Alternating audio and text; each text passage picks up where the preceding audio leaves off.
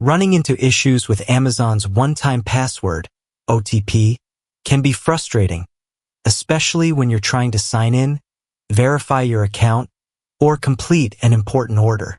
In 2025, OTP problems usually stem from delivery delays, device settings, or account security checks.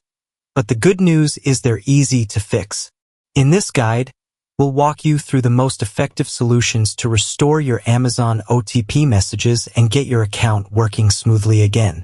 First is open your Amazon account and go to your account list and click Account. In here, click Login and Security. Now enter your password again. Here, check that your primary mobile number is up to date as Amazon sends OTP to this number. And that's how you can fix Amazon OTP problems in 2025. With the right troubleshooting steps, you can quickly restore your verification codes and continue using your Amazon account without interruptions. If this guide helped you resolve the issue, explore more of our 2025 tech fixes and tutorials to keep your apps and accounts working flawlessly.